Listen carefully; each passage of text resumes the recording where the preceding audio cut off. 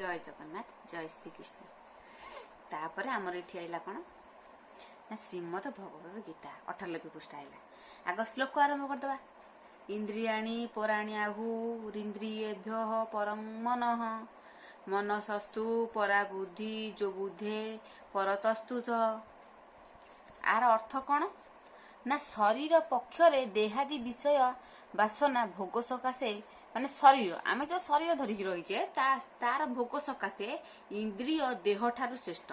इंद्रिय होउची आम जो जो इंद्रिय सब अछंती ए सब कोन देह ठारू श्रेष्ठ। भगवान बुझुछंती मु भलरे कहूची सुनतु।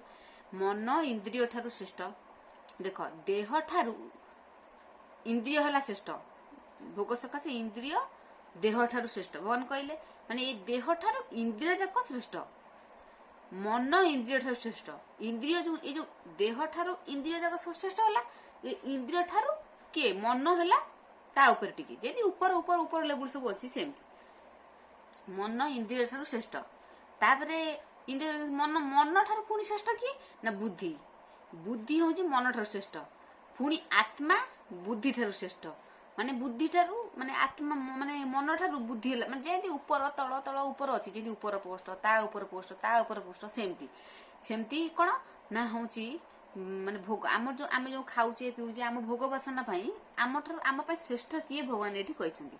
देख भोग सकाशे इंद्रिय होची देह ठारू श्रेष्ठ। ए इंद्रिय होउसंती सब देह आम देह ठारू श्रेष्ठ।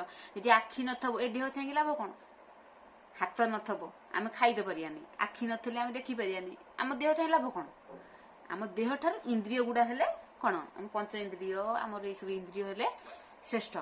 किंतु इंद्रिय ठारू के श्रेष्ठ मन श्रेष्ठ। मन जेमिति चलैबो इंद्रिय सब सेमिति चलिबे गला इंद्रिय सृष्टि। तापर ये मन ठारू मन तो इंद्रिय ठारू श्रेष्ठ। मन ठारू के श्रेष्ठ बुद्धि।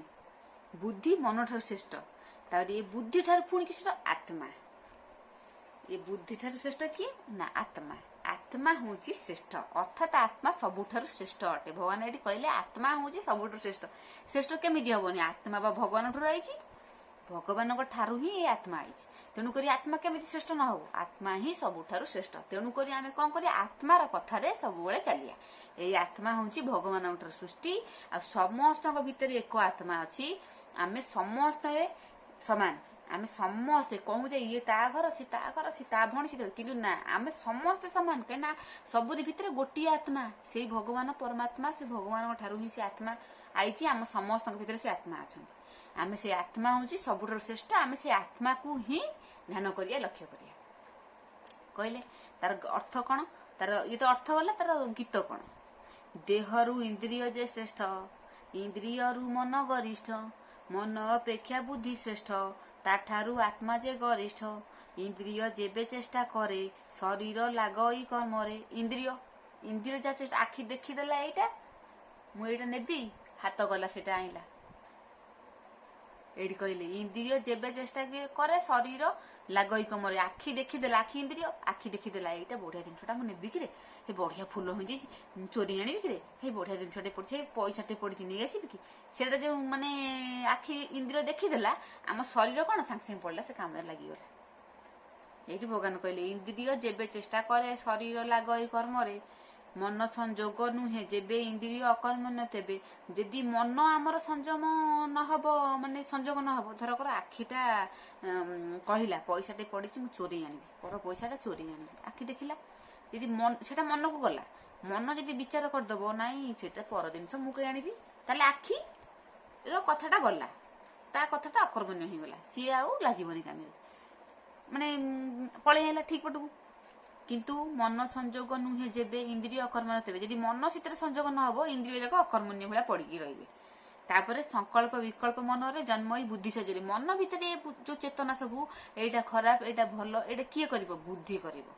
बुद्धि जो कहते स्थिर बुद्धि तू स्थिर हो जा तो बुद्धि ठीक आसीबो काई कहंदी एडी संकल्प विकल्प मनरे जन्मई बुद्धि साहाय्य आत्मार पाइले आभास सुबुद्धि हुई प्रकाश सेही आत्मा को कर ध्यान सुबुद्धि उदेहे बजाण परमात्मा ठू बଳି ध्यान संसारे नाही हे अर्जुन।